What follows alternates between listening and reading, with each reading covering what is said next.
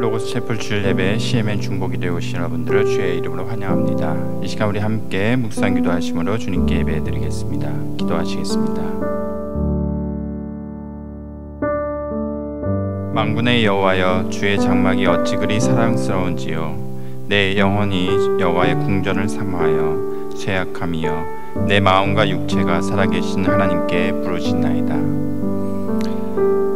사랑이신 주님, 이 시간 주 앞에 나와 주님을 찾고 주님의 은혜를 구합니다. 우리에게 이 시간을 통해서 주님 역사해 주시고 우리 갈급한 심령 가운데 주의 성령의 담비를 허락해 주시옵소서. 예수 그리스도의 이름으로 기도하였습니다. 아멘.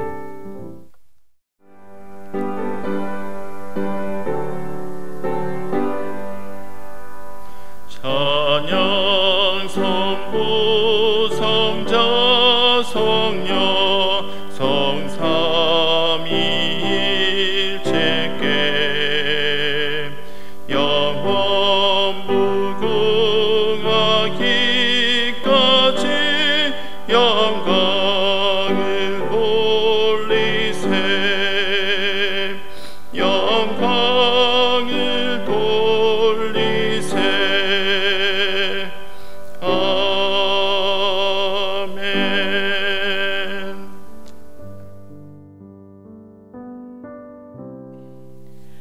기도의료 상조회 회원님들을 위해서 중보기도 하겠습니다. 먼저 지난주 저희 기도의료 상조회로 많은 회원님들의 병원 방문 보고가 있었습니다. 임신 보고해 주신 회원님 계십니다. 텍사스의 최 회원께서 임신하셨음을 알려주셨습니다. 수술 예정이신 회원님들 계십니다. 캘리포니아의 김 회원께서는 갑상선 혹 제거 수술 예정임을 알려주셨습니다. 뉴저지의 김 회원께서는 직장암 항암 치료 후에 7월 28일에 수술을 할 예정이십니다. 수술로 인해서 깨끗하게 치유가 될 수 있도록 함께 기도해 주십시오 하셨습니다. 뉴저지의 박 회원께서는 검진 중에 진단되어진 갑상선 암에 대한 수술 예정임을 또한 알려주셨습니다. 검사와 치료 예정이신 회원님들 계십니다. 워싱턴의 김 회원께서는 심장 통증으로 인해서 초음파 등의 검사를 통해서 정확한 진단과 치료 예정임을 알려주셨습니다. 워싱턴의 이 회원께서는 남성한 진단으로 인해서 치료 예정임을 또한 알려주셨습니다. 치료 중 혹은 치료 후 회복 중에 계시는 회원님들 계십니다. 캘리포니아 장 회원께서는 류머티즘을 오랫동안 앓다 보니 그 처방약에 대한 부작용이 지금 현재 많이 심하셔서 힘드시다고 합니다. 아픈 곳을 어루만져 주시어 하나님 일을 하는데 걸림돌이 되지 않도록 함께 기도하여 주십시오 하셨습니다. 캘리포니아 정 회원께서는 사다리에서 떨어지면서 다리 연골 부상을 입으셨습니다. 그래서 수술을 하셨고 현재는 회복 중에 계십니다. 또한 캘리포니아 김 회원께서는 자녀 회원이신데요, 손목 골절을 입어서 현재 치료 중에 있습니다. 자녀를 양육하는데 하나님의 법칙으로 잘 키울 수 있도록 함께 기도하여 주십시오 하셨습니다. 뉴저지의 홍 회원께서는 현재 임신 중이신 회원님이십니다. 하나님을 사랑하고 하나님께 순종하는 아이를 건강하게 출산할 수 있도록 기도 요청해 주셨습니다. 텍사스의 조 회원께서는 수술한 오른쪽 눈의 각막 손상이 빠르게 회복이 되어질 수 있고 또한 갑상선 비대증 또한 치유가 될 수 있도록 함께 기도해 주십시오 하셨습니다. 텍사스의 이 회원께서는 현재 위암 치료 중이십니다. 암 소식을 듣고 많은 분들이 기도를 해주셨습니다. 그리고 다른 아픈 이들을 위해서 저도 기도를 하면서 살아갈 수 있도록 허락해 주시도록 함께 기도하여 주십시오 하셨습니다. 5월 25일에서 5월 30일 기간 동안 나눈 의료비 내역입니다. 총 58명의 회원들에게 의료비 나눔이 되었습니다. 이 회원들이 의료기관에서 받아오신 원금이 10만 337불 19전이며 이 중에서 할인 혹은 재정보조 등의 금액 조정이 적용된 후에 아직 진행 중에 있는 의료비를 제외하고 해당 기간 동안 정산이 완료되어 함께 나눈 금액이 46,654 4불 27전입니다. 이 중에서 가장 큰 금액을 나눔 받으신 회원님의 원금이 6,766불 24전이었습니다. 그 중에 회원께서 의료기관에서 받아오신 할인 금액이 적용된 후에 지난주에 정산이 완료되어져서 저희가 함께 나눈 금액은 4,548불 56전이었습니다. 많은 금액이지만 우리 회원님들 한 분 한 분의 참여로 이렇게 의료비 나눔을 할 수 있었음에 감사드리며, 이번 주 목록 회원들 외에도 장기간 동안 치료 중에 계시는 우리 회원님들 그리고 사역자님들을 위해서 하나님의 치유와 회복의 손길이 함께 할 수 있도록 다 함께 중보기도 올리겠습니다. 사랑의 주님, 이 시간을 통해서 주님께 중보하며 나아갑니다. 특별히 우리 아프신 우리 환우들 위해서 하나님의 크신 은혜와 하나님의 역사가 임하시기를 이 시간을 통해서 간구합니다. 특별히 여러 가지 모양으로 이 시간도 질병과 사고로 고통받고 있는 회원들 기억해 주시고, 특별히 수술을 앞두고 있는 우리 회원들 특별히 기억해 주셔서 다리 연골 부상 수술로 또 갑상선 호흡 제거 수술을 앞두신 우리 회원들을 잘 수술받게 그 모든 의료진과 병원을 주장하시고 인도해 주셔서 하나님의 특별한 손길 가운데 수술을 무사히 마치고 잘 회복할 수 있도록 모든 가족 인도해 주시옵소서. 또한 암으로 고통받고 있는 회원들이 있으십니다. 직장암으로, 갑상선암으로, 위암으로, 남성암으로 이 모든 회원들 주님 아버지의 위로하심과 주님 돌보심이 필요합니다. 특별히 이 암을 이겨내고 또한 이 불치의 병이라 알려진 이 암에서 이 두려움과 고통에서 벗어날 수 있도록 특별한 하나님의 기적적인 은혜가 임하게 하시고 역사하셔서 모든 치료를 잘 받고 또 놀랍게 회복되고 암이 치유받아서 하나님께 영광 돌리며 또한 주님께 나아가는 하나님의 복된 삶을 돌아갈 수 있도록 주님 인도해 주시옵소서. 또 여러 가지 질병으로 치료받고 있는 회원들이 있으십니다. 가슴 통증으로, 류머티즘으로, 손목 골절로, 그리고 각막 손상으로 주님 이 회원들의 아버지 이 아픈 부위들을 주님께서 친히 안수하시고 하나님께서 인도해 주셔서 건강한 몸을 회복하게 하시고 그래서 하나님께 영광 돌리는 삶으로 돌아갈 수 있도록 인도해 주시옵소서. 우리 임신 중에 있는 회원들이 있으십니다. 그 태중에 있는 아이를 강건케 하시고 건강하게 잘 순산하여서 하나님께 영광 돌리게 하시고 그 가정의 온전한 기쁨으로 주님 선물로 허락해 주시기를 기도합니다.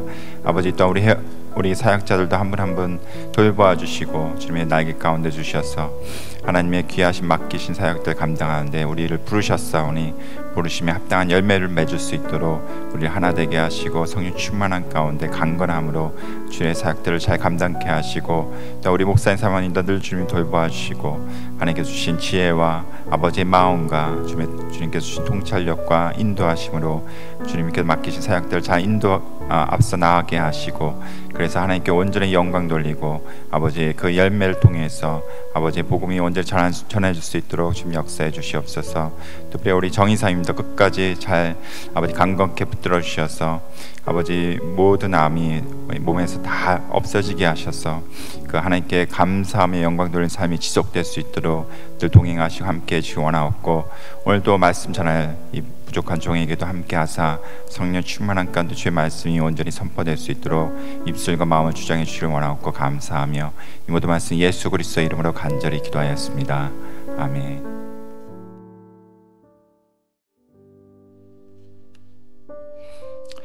하나님의 말씀 사도행전 1장 8절 말씀 되겠습니다. 사도행전 1장 8절 말씀을 우리 한 목소리로 봉독하시겠습니다. 오직 성령이 너희에게 임하시면 너희가 권능을 받고 예루살렘과 온 유대와 사마리아와 땅끝까지 이르러 내 증인이 되리라 하시니라. 아멘.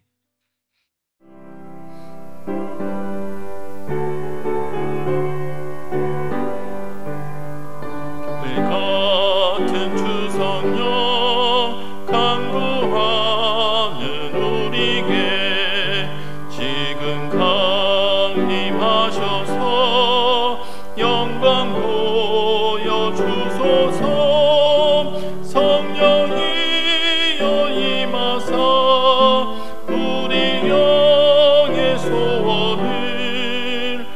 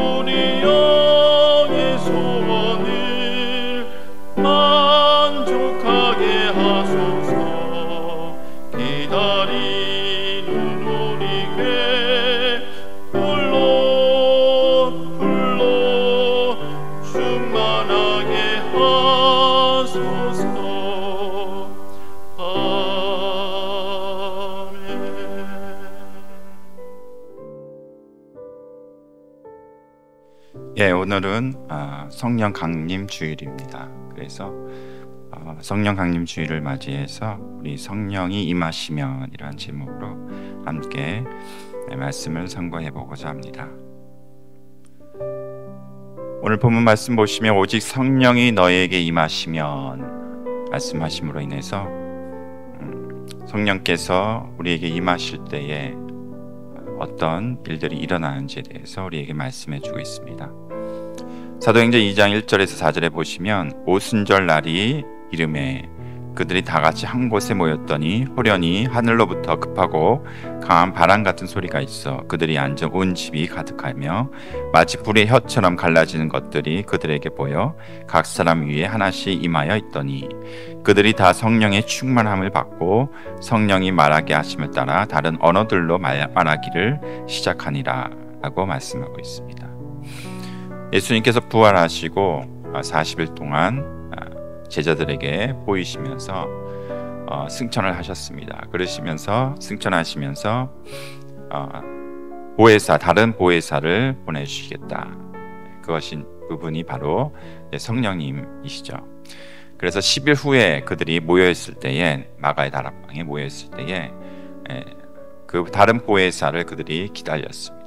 그때에 하늘로부터 급하고 강한 바람 같은 소리처럼 불의 혀처럼 갈라지는 것이 그들에게 각각 임하게 됩니다. 그러면서 오순절 사건, 그러니까 성령께서 강림하시는 그런 사건이 일어나게 되고 성령께서 강림하심과 동시에 그들이 성령이 충만하여서 또한 성령의 말하게 하심을 따라서 방언을 말하게 됩니다. 그래서 그날 성령께서 강림하시고 그들이 성령이 충만하게 되어지는 이 사건이 일어나게 되는데 이 사건이 이제 오순절 강림 사건이 되겠습니다. 오순절 날에 이 사건이 일어났기 때문에 오순절 사건이라 얘기하는데 그런데 이 성령 강림이 특별한 이유가 이 성령 강림으로 통해서 실제적으로 그리스도인들이 성령의 내주하심 그 다음에 성령의 인치심, 그 다음에 성령의 충만함을 그들이 잊게 됩니다. 그리고 성령 세례를 받게 되고 그리고 그들이 통해서 교회가 시작이 되게 됩니다. 그래서 어떻게 보면은 교회의 생일이 오늘이 되겠습니다. 그러니까 교회의 생일, 교회가 탄생한 날이 바로 이제 오순절 성령일이 되겠습니다. 이 성령께서 임하심으로 인해서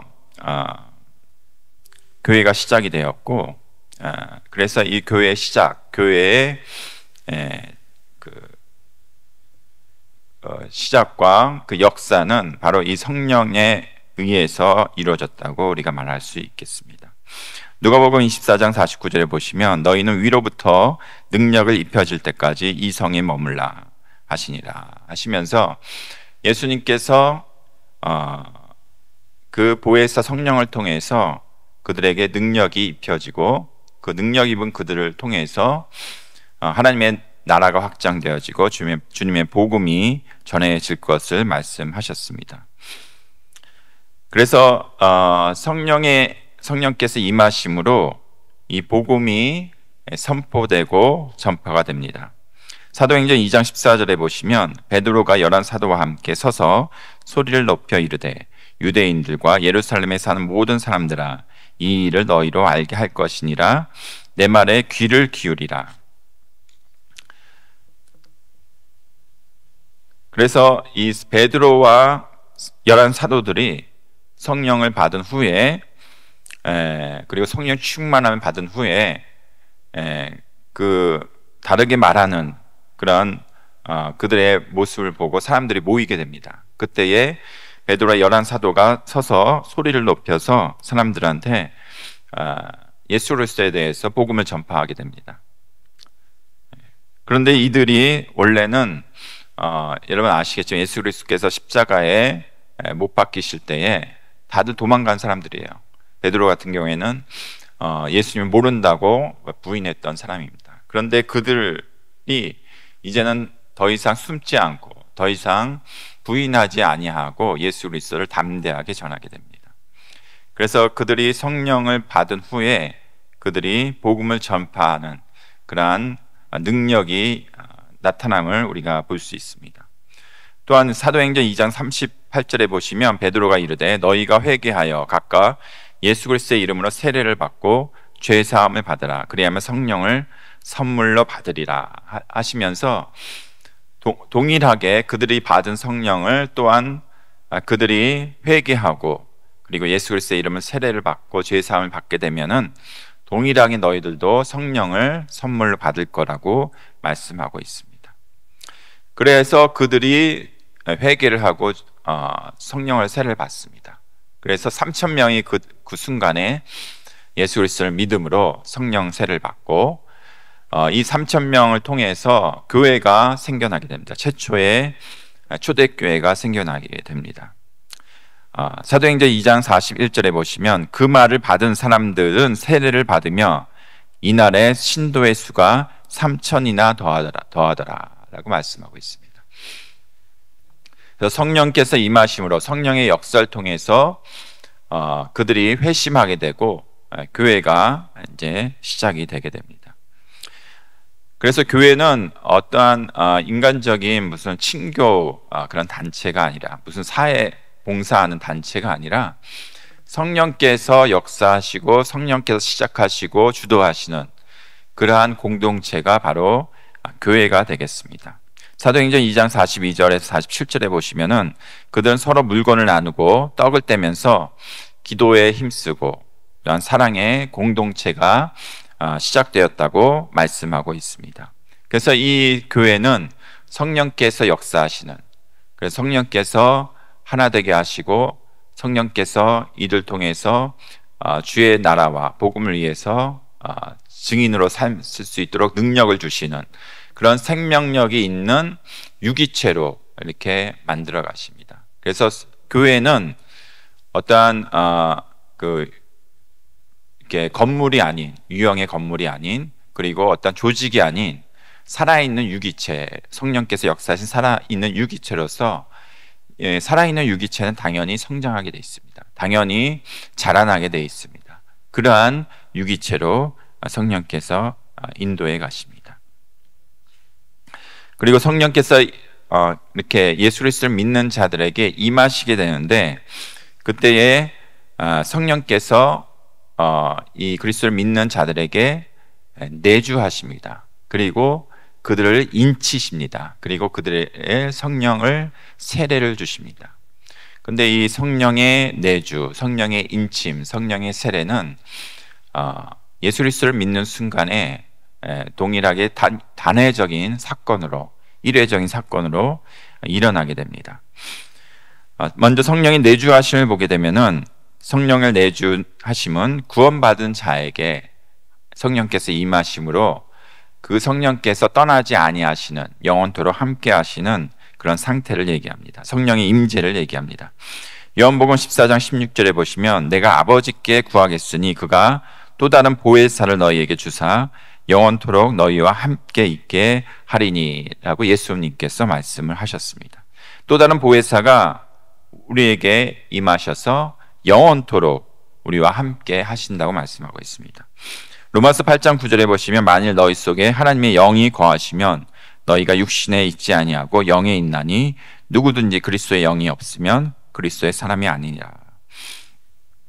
고린도전서 3장 16절에 너희는 너희가 하나님의 성전인 것과 하나님의 성령이 너희 안에 계시는 줄을 알지 못하느냐 하시면서 성령께서 우리 안에 예수 그리스도를 믿는 자들에게 임하심으로 영원토록 우리 그리스도의 거룩한 성전인 우리 안에 임하셔서 영원토록 함께 임재하고 계심을 우리에게 말씀하고 있습니다. 그리고 성령의 인치심입니다. 성령의 인치심은 하나님의 소유된, 하나님의 자녀된 우리라는 것을 성령께서 보증을 하시는 것입니다. 보증. 인치신다는 것은 딱 도장을 찍는다는 얘기입니다. 에베소서 1장 13절에 보시면 그 안에서 너희도 진리의 말씀 곧 너희의 구원의 복음을 듣고 또한 그 안에서 믿어 약속의 성령으로 인치심을 받았으니. 그리스도의 복음을 듣고 믿어서 그 약속하신 예수 그리스도의 약속하신 그 성령의 인치심을 우리가 받았다. 딱 우리가 찍혔다. 찍힘을 받았다. 보증이 되었다. 그리스도의 자녀로서 딱 보증이 되었다. 이렇게 말씀하고 있습니다. 에베소서 4장 30절에 보시면 하나님의 성령을 근심하게 하지 말라. 그 안에서 너희가 구원의 날까지 인치심을 받았느니라. 성령을 받은 우리는 인치심을 받은 자들이에요. 그래서 하나님의 자녀된, 그리고 구원이, 그리고 부활이 보증된 자임을 확증을 하셨어요.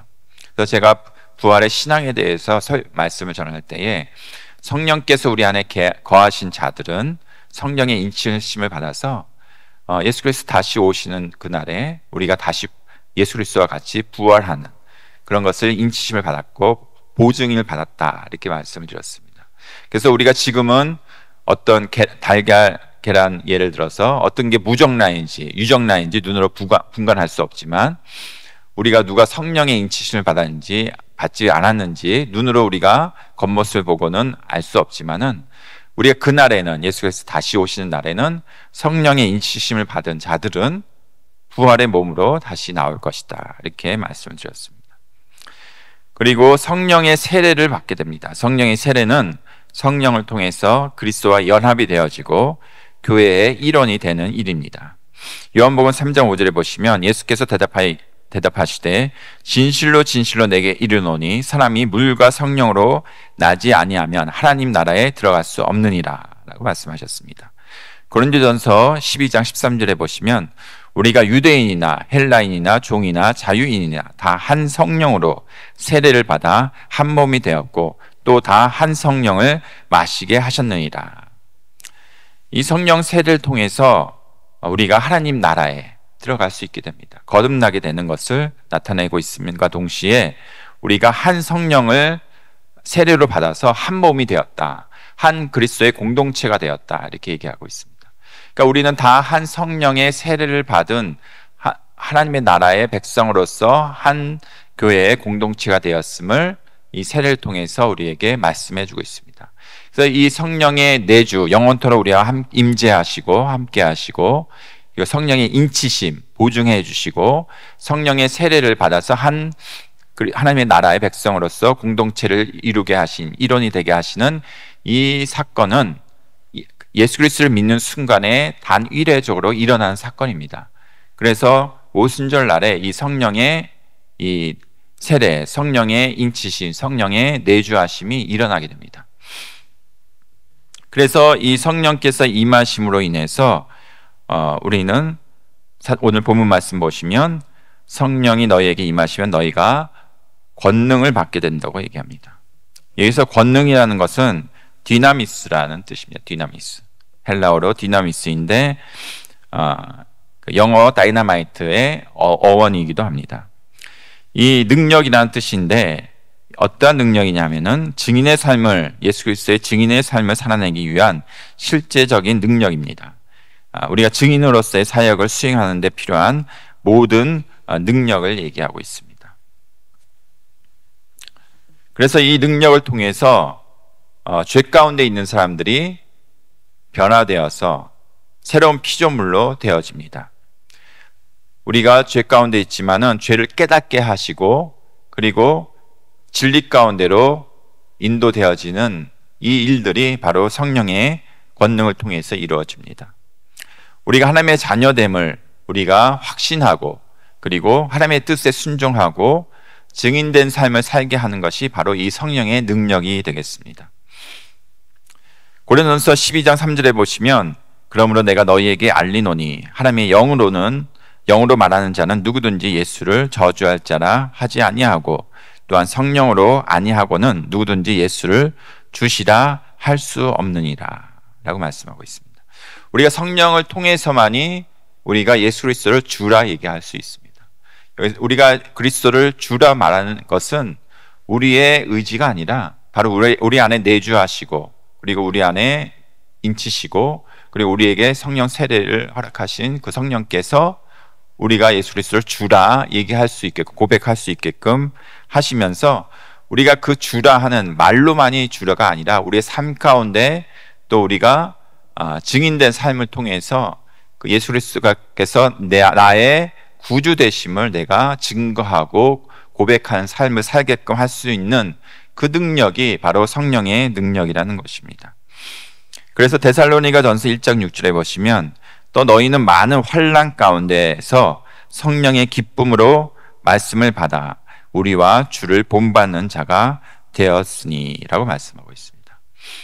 데살로니가의 사도 바울이 그들이 환난을 받으나 그들이 고난을 받고 고통 가운데 있을지라도 그들이 성령의 기쁨으로라고 말씀하고 있습니다. 그들이 성령으로 인해서 오히려 환난 가운데 기뻐할 수 있다고 얘기하고 있습니다. 그들이 기뻐함으로 인해서 그들이 성령의 충만한 자, 성령의 내주하심이 있는 자로서 그들이 이 환난에서도 성령으로 인해서 기뻐함으로 인해서 증인된 삶, 예수 그리스도의 자녀된 삶을 통해서 증거하고 있다, 이렇게 얘기를 하고 있습니다. 그 마틴 로이드 존스 목사님이 1971년에 방송에서 인터뷰하는 영상을 제가 희귀한 영상을 유튜브에서 찾아봤습니다. 아주 화질이 좋더라고요. 흑백인데도 화질이 좋아요. 그래서 그 마틴 로이드 존스 목사님이 이제 사회자하고 이렇게 1대1로 인터뷰를 하는데 그 사회자가 되게 좀 곤란한 질문들을 많이 하더라고요. 마틴 로이드 존스 목사님한테. 당신이 근본주의자냐 이렇게 물어보기도 하고 약간 신학적이고 약간 정치적인 그런 질문들도 많이 하더라고요. 근데 마틴 로이드 존스 목사님이 나는 근본주의자는 아니다. 근본주의자는 약간 문자주의자야 비슷합니다. 그래서 성경에 마침표 하나, 쉼표 하나도 허투루 보지 않는 그런 문자적으로 해석을 하는 그런 근본주의자들이 속해 있느냐 물어봤을 때에 이제 미국 신학이 근본주의에 대해서 많이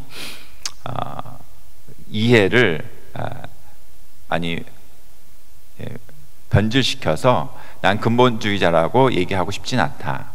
나는 보수주의적인 복음주의자다. 이렇게 얘기를 하더라고요.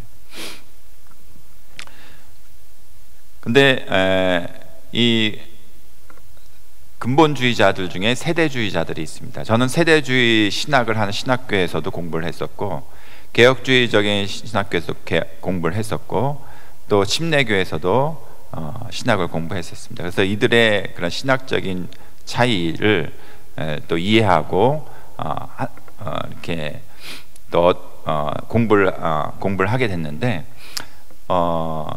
이 성령의 이해에 대해서 이 이해들이 많이 달라요. 제일 다릅니다. 그러니까 세대주의, 개혁주의, 그다음에 오순절주의 이 신학들이 성령에 대한 이해가 많이 다르다는 것을 알 수 있습니다. 어떻게 다르냐 하면은 세대주의 같은 경우에는 은사 중지론자들이 있습니다. 이 세대주의 맨 끝에 보시면은 은사 중지론자들이 있습니다. 은사 중지론자들은 이미 초대교회 때 은사들은 다 끝났다.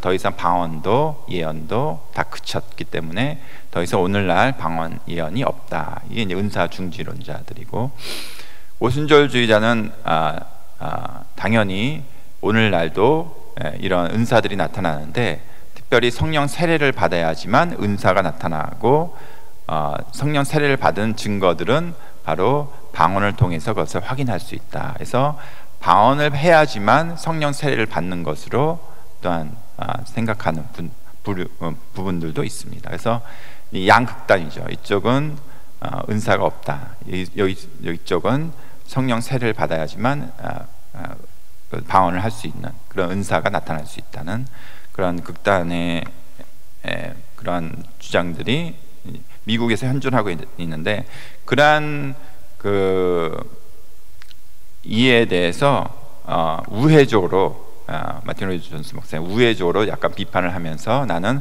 보수적인 복음주의자다 이렇게 얘기를 하시더라고요.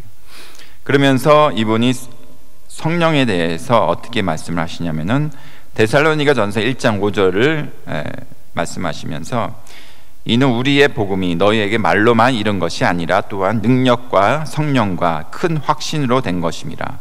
우리가 너희 가운데서 너희를 위하여 어떤 사람이 된 것은 너희가 아는 바와 같으니라 라고 말씀하십니다. 마틴 로이드 존슨 목사님은 20세기의 가장 위대한 설교자이십니다. 그리고 그분이 쓴 목사와 설교자라는 책은 목사님들은 필독서로 모든 신학교에서 읽어야 되는 그런 책입니다. 그분의 그 신학과 그분의 영성은 모든 목회자들이 이렇게 존경하는 부분입니다. 참고로 말씀드리면, 근데 이분이 이 데살로니가전서 1장 5절 말씀을 통해서 능력과 성령과 큰 확신으로 이렇게 말씀하고 있습니다. 그러니까 복음이 문자적인 것이 아니다. 복음이 그냥 책이 아니다. 문자 그냥 책 읽고 이 책에 있는 것을 알려주는 문자적인 것이 아니다. 이 복음은 성령에 의한 능력과 확신이다. 이렇게 얘기를 하고 있습니다. 그러니까 이 복음은 단순히 문자적으로 있는 소식을 전하는 것이 아니라 성령의 능력과 확신을 통해서 이루어진다. 이렇게 얘기하고 있습니다. 그래서 오늘날 그 사회자가 마틴 로이드 존슨 목사한테 오늘날 교회에게 한 말씀을 해주신다면 무엇입니까? 이 얘기를 할 때에 바로 이 말씀을 인용하시면서 오늘날 교회가 복음을 전할 때에 성령의 능력과 확신으로 전해야 된다. 이렇게 말씀을 하고 있습니다.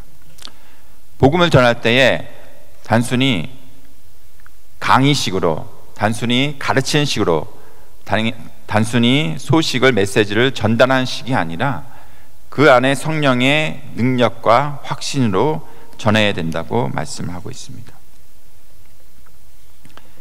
여기서 성령의 능력은 제가 앞서 말씀드렸습니다. 아까 성령의 권능을 말씀드릴 때 말씀드렸고, 여기서 성령의 확신이라는 것은 능력은 겉으로 드러내는 그런 능력이 되겠고, 확신은 이 내적으로 역사하는 성령의 역사입니다.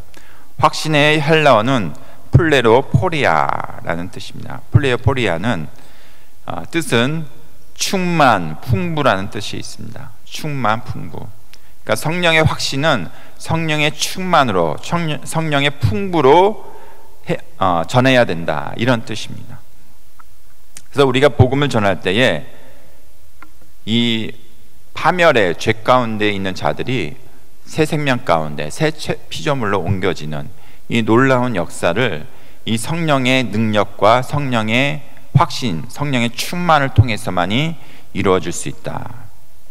그래서 이 성령의 능력과 성령의 확신, 충만을 통해서 예수님께서는 베드로는 3번 예수님을 부인했지만은 이 수많은 사람들에게 복음을 전함으로써 3,000명이 그들이 회심하는 그런 놀라운 역사가 일어나며, 스데반 같은 경우에도 성령이 충만하여서 죽음 앞에서도 담대히 복음을 전하게 되고, 사도 바울도 성령이 충만함으로 병든 자를 고치고 귀신을 쫓아내는 그러한 역사를 이루게 됩니다. 그러면서 복음을 전하게 됩니다. 그래서 성령의 이 복음의 전함은 이 성령의 능력과 충만이 필수적으로 가야 됩니다. 그러면 여러분은 생각하기를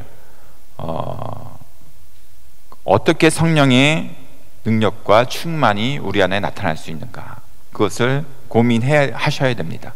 왜? 그것을 통해서만이 우리가 사역을 할 수 있고, 그것을 통해서만이 우리가 증인된 삶을 살 수 있고, 그것을 통해서만이 우리가 하나님의 자녀로서 이 땅에서 성령의 열매를 맺으면서 살아갈 수 있기 때문에 이것은 그리스도인으로서 가장 해결해야 될 1차적인 고민이고 해결해야 될 숙제입니다. 아까 말씀드린 성령이 임하시면은 성령의 내재, 성령의 세례, 성령의 인치심, 이 3가지가 단번에 일어난다고 말씀드렸습니다. 그런데 성령의 충만이 있습니다. 성령의 충만. 아까 성령의 확신이라고 말씀드렸는데, 성령의 충만은 일회적인 단회적인 사건이 아니라 지속적으로 일어나야 되는 사건입니다. 지속적으로. 에베소서 5장 18절에 보시면 술 취하지 말라 이는 방탕한 것이니 오직 성령으로 충만함을 받으라 이렇게 말씀하고 있습니다. 여기서 성령의 충만함을 받으라는 것은 현재 수동태 명령형으로 쓰여졌습니다. 현재 수동태 명령형. 그러니까 내가 능동적으로 받는 것이 아니라 받아지는 것이고, 그리고 명령입니다. 반드시 받아야 되는 것이고, 현재 시제입니다. 지속적으로 진행형으로 이루어져 있습니다. 그러니까 지속적으로 내가 수동적으로 받아야 되는 그러한 것이 바로 성령 충만이라는 것이에요. 그래서 우리 여기 계신 분들은 성령의 인치심, 성령의 내주, 성령의 세례는 다 받으셨어요. 이 성령의 충만은 지속적으로 우리가 받아야 되는 그러한 아주 중요한 부분이에요. 이 성령의 충만이 없이는 우리가 증인된 삶, 하나님의 자녀된 삶, 성령의 열매를 맺는 삶, 그리고 복음을 전하는 삶을 살 수가 없습니다. 왜? 그것을 통해서만이 될 수 있다고 데살로니가 전서에 말씀하고 있기 때문에 그것이 없이는 우리는 살 수 있는 능력이 우리 안에 아무것도 없습니다. 이 성령의 능력이 필요해요. 그것의 관건은 바로 성령의 충만입니다. 이 에베소서 5장 18절에 보시면 이 술 취하지 말라 이는 방탕한 것이니 오직 성령으로 충만을 받으라 해서 이 술 취함과 성령의 충만을 이렇게 비교하고 있습니다. 근데 여러분, 이 충만을 받으라 하니까 어떻게 이해를 우리가 보통 하게 되냐면은 양적으로 충만해지는 것을 이해할 수가 있습니다. 여기 컵이 있습니다. 비어 있습니다. 이 컵에 우리가 물을 또한 다른 음료를 충만하게 채운다 할 때에 양적으로 채운다는 이해가 있습니다. 그래서 성령을 충만을 받으라 하면은 성령께서 내 안에 충만하게 채워주심을 이해할 수가 있습니다. 그런데 사실은 그 반대입니다. 반대. 양적으로 채워지는 것이 아닙니다. 에베소서 5장 18절에 보시면은 술 취함과 같이 비교함으로써 우리가 술을 취하게 되면 어떻게 됩니까? 어떤 사람은 술을 10병을 마셔야 취하는 사람이 있어요. 어떤 사람은 한 잔을 마셔도 취하는 사람이 있습니다. 그러면 어떻게 생각할 수 있어요? 술을 취하는 것은 양에 따라 달려 있습니까? 무엇에 따라 달려 있습니까? 10병을 마셔야 취한다 하면은 10병 마시면 돼요. 근데 어떤 사람은 한 잔만 마셔도 취해요. 그러면은 양에 달려 있는 게 아니에요. 그러니까 여기서는 이 취한 상태를 얘기합니다. 취한 상태는 어떻게 돼요? 술에 취한 사람은 성령의 그러니까 술에 지배를 받게 돼요. 내가 내 자신이 아니라 술에 의해서 행동하게 돼요. 술의 힘에 의지해서 막 말도 하게 되고, 막 술의 힘에 의지해서 막 자기가 못했던 것도 막 용기를 내서 막 하게 되고, 이 성령에 충만하게 되는 것은 성령의 양에 있는 것이 아니라 성령의 지배를 얘기합니다. 성령의 지배. 내가 성령에 의해서 아까 말씀드렸듯이 담대하게 복음을 전하지 못했지라도 복음을 전하게 돼요. 내가 증인된 삶을 살지 못해도 내가 증인된 삶을 살아요. 내가 성품이 아직 모져도 성령의 열매를 맺게 돼요. 이러한 성령의 충만함, 성령의 지배된 상태를 얘기합니다. 성령 충만함. 그래서 사도 바울도 에베소서 5장 18절에 이 성령 충만에 대해서 얘기하면서 동시에 로마서 8장에도 이 성령에 대해서 얘기하시면서 이 성령의 인도와 지배를 강조하고 있습니다. 로마서 8장에 보시면. 그래서 이 로마서 8장과 이 다른 서신서를 통해서 사도 바울은 성령 충만은 성령과의 관계적인 부분이다 이렇게 얘기합니다. 관계적인 부분. 그러니까 성령께서 내게 더 많이 오시는 것이 아니라, 더 많이 채워지는 것이 아니라 내가 더 많이 나 자신을 성령께 드리는 것이다 이렇게 얘기하고 있습니다. 그러니까 어떻게 돼요? 정반대죠. 우리가 이해했던. 그러니까 성령으로 채워지는 것이 아니라 내가 성령께 더 드려져야 된다는 것이에요. 내가 성령께 더 내어 맡겨야지만 성령 충만이 되어지는 것이에요. 그러니까 나는 그대로 있는데 성령께서 더 나를 채워주세요가 아니라 성령께서 이미 와 계세요. 와 계신데 내가 더 성령께 내어 드려야지만 내가 성령 충만해진다는 얘기입니다. 유기성 목사님 잘 아시죠? 유기성 목사님 선한목자교회에서 예수 동행 운동을 시작하셨습니다. 그분을 제가 인터뷰할 기회가 있었습니다. 그래서 그분을 직접 만나서 인터뷰를 했습니다. 예수 동행 운동을 시작하시게 된 계기가 어떻게 되십니까? 이제 물어봤습니다. 네, 그분이 이렇게 얘기하셨습니다. 하루는 성령께서 놀라웠게 충만하게 교회에 임하셔서 많은 병든 자들이 고침을 받고 그리고 사람들이 막 쓰러지기도 하고 막 그러한 현상들이 일어났대요. 그래서 유기동 목사님이 이제 기도를 했습니다. 이것이 과연 하나님께서 원하시는 뜻하시는 교회 가운데 원하시는 일인가? 이제 기도를 하는데 한 가지 떠오르는 아이디어가 다음번 금요 성령 집회 때는 내가 기도하지 않고 성도들을 내가 기도하지 않고 우리 부목사님들이 기도하게끔 해야 되겠다. 그리고 부목사님들이 다 기도해서 그래도 똑같은 현상이 일어나면은 우리는 이것은 성령께서 하신 일이다. 이렇게 이제 하나님의 뜻이다. 이렇게 생각하면 되겠다. 이렇게 정리를 했대요. 그래서 이제 부목사들 다 모아놓고 다음번 집회 때는 내가 기도하지 않고 여러분들이 기도해 주십시오. 그런데 여러분들이 사람들을 터치하지 말고 그냥 기도만 해 주십시오. 사람들을. 그리고 어떤 일들이 일어나는지 한번 봅시다. 이렇게 얘기했대요. 그래서 다음번 집회 때 이제 집회 때 마지막에 이제 성령의 충만함을 위해서 기도하는데 유기성 목사님 기도하지 않고 부목사들이 이렇게 앞에 서가지고 성도들을 위해서 기도해 줬어요. 특별히 뭐 이렇게 만지거나 밀치지도 않았어요. 가만히 기도만 했어요. 근데 거기에 있는 사람들이 다 쓰러졌대요. 다 넘어지고 쓰러진 거예요. 그래가지고 희한한 일이 생겼다. 이게 하나님께서 하신 일인가? 하나님의 뜻인가? 그래서 처음에는 하나님의 뜻인가 보다. 우리는 이렇게 우리 교회는 이렇게 가야 되나 보다. 이렇게 성령의 역사를 구해야 되나 보다. 이렇게 했대요. 그래서 그 다음 주에도 또 집회 때 또 금요 또 집회 때 또 똑같이 했대요. 그런데 유기성 목사님이 이제 이렇게 사람들을 관찰을 했는데 부목사님들이 또 다 앞에 서서 이제 기도를 하는데 사람들이 하나님께 기도는 하지 않고 뭐 기도하는 사람도 있겠지만 어떤 사람들은 이렇게 눈을 뜨면서 누구한테 가서 기도를 받을까?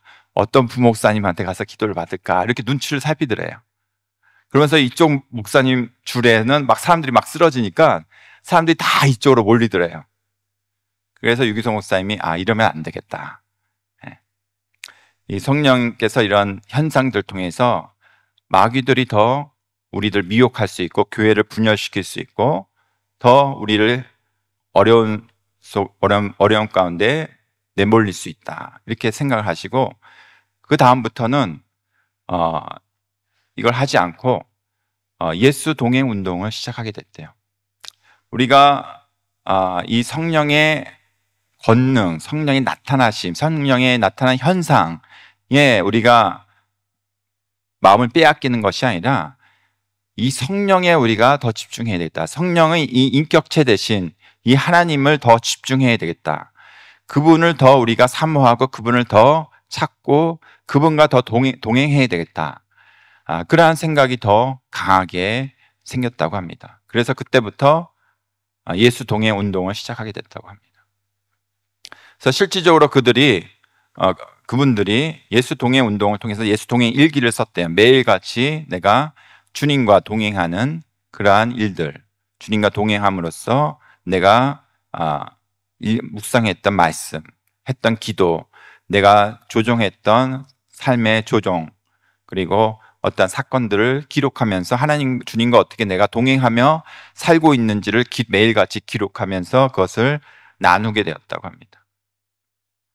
그래서 그들의 신앙이 어떠한 이 능력, 현상이 아니라 주님과 교제하는, 관계하는, 인격적으로 관계하는 이것에 더 집중을 했대요.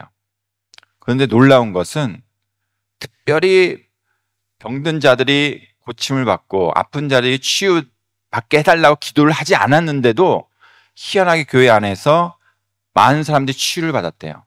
많은 병든 자들이 많이 고침을 받았대요. 건강을 회복하는 일들이 많이 생겼대요. 특별히 건강 치유를 위해서 기도하지 않았는데도 하나님과의 관계가 회복되니까 그들이 주님을 인격적으로 더 신뢰하고 주님과 함께 가는 삶이 시작되고, 그런 삶으로 그들이 관심이 하나님께 있으니까 오히려 치유를 기도하지 않아도 그들 안에, 우리 안에, 교회 안에 치유가 일어났다. 그렇게 고백을 하시더라고요. 제가 CCC에서 활동했을 때에, CCC는 캠퍼스 크루세이드 포 크라이스트라는 한국 대학생 선교회입니다. 대학교에서 그것을 활동을 했었는데, 밖에 나와서 전도를 해요. 전도할 때 사형리를 씁니다. 사형리를 써서 이제 전도를 해요. 4가지 영적 원리에 대해서 이렇게 제1 원리, 하나님의 당신을 사랑하시며 당신을 위한 놀라운 계획을 가지고 계십니다. 그래서 자, 이제 얘기를 해요. 근데 거기에 이제 예수님을 믿게 되고 영접하게 되고, 그러면 이제 성령 충만에 대해서 얘기를 해줍니다. 성령 충만은 믿음으로 받습니다. 이렇게 얘기를 해요. 근데 그 당시에 저는 한참 저도 전도를 하고 성령 충만에 대해서 믿음으로 받습니다 얘기하면 이 사람이 희한하게 예수님 믿어요. 안 믿는 사람이. 제가 이렇게 봐서 이 사람은 예수님 믿을 것 같다 해서 가서 전도하면은 안 믿어요. 영접 기도를 안 하는데, 이 사람은 좀 싸납게 생기고 안 믿을 것 같은데 근데 가면은 희한하게 예수님 믿어요. 영접 기도까지 하고. 그리고 이제 성령 충만에 대해서 얘기합니다. 성령 충만은 믿음으로 받습니다. 거기 그렇게 써 있어요. 사형리. 믿음으로 받습니다. 근데 그 당시엔 제가 이렇게 얘기해도 믿음으로 받는 게 무슨 의미인지 제가 잘 이해를 못했어요. 대학생 때는. 그때 신학 공부한 것도 아니고 그래서 잘 몰랐습니다. 근데 믿음으로 받는 것이 무엇인가에 대해서 이제 고민을 많이 하면서 신학교에서 배운 것인, 이 성령 충만은 내가 조종하는 것이 아니에요. 아까 말씀드렸듯이 성령 충만은 어떻게 해요? 현재 진행형으로, 수동태로 쓰였다고 그랬잖아요. 그리고 명령형으로 쓰였다고 그랬잖아요. 내가 끌어당기는 게 아니에요. 내가 성령 충만 주십시오. 나에게 성령 충만케 해주세요. 내가 끌어당기고 내가 조종하는 게 아니에요. 내가 명령하는 게 아니에요. 내가 성령 충만은 내가 명령을 받는 거예요. 내가 수동적으로 내가 받는 거예요. 그 주권은 성령님께 있죠. 우리는 단지 뭐예요? 믿음으로 받는 거예요. 그것을. 내 주도권을 내려놓고 믿음으로 하나님을 신뢰하면서 성령께서 내 삶을 통치하시도록 신뢰함으로 의지하는 거예요. 그분을 의지함으로 인해서 성령께서 내 안에 내 삶을 다스리도록 내가 내어놓는 거예요. 나를 드리는 거예요. 그것이 성령 충만이라는 것입니다. 우리는 많이 성령 충만을 잘못 이해하는 경우가 있습니다. 끌어당긴다. 내가 명령해서 가지고 온다. 나에게 주십시오. 그래서 오히려 성령님을 충만을 내가 조종하고 조장하는 그러한 일들이 종종 보게 됩니다. 그런데 절대 그렇지 않고요. 우리가 내 삶을 내어드려야 됩니다. 내가 내 삶을 조종해야 됩니다. 내가 내 것을 내려놓고 하나님을 온전히 신뢰함으로 의지해야 됩니다. 그때에 성령 충만이 이루어집니다.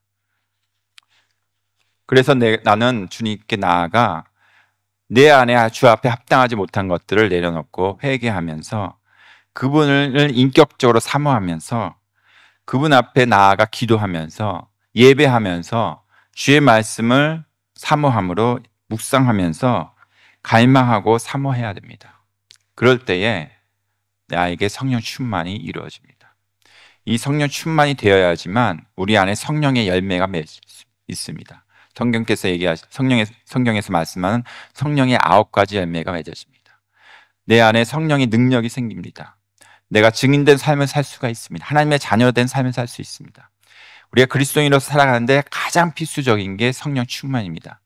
이 성령 충만 없이는 우리가 스스로 그리스도인으로 살아갈 수 있는 자원과 힘이 아무것도 우리에게는 없습니다.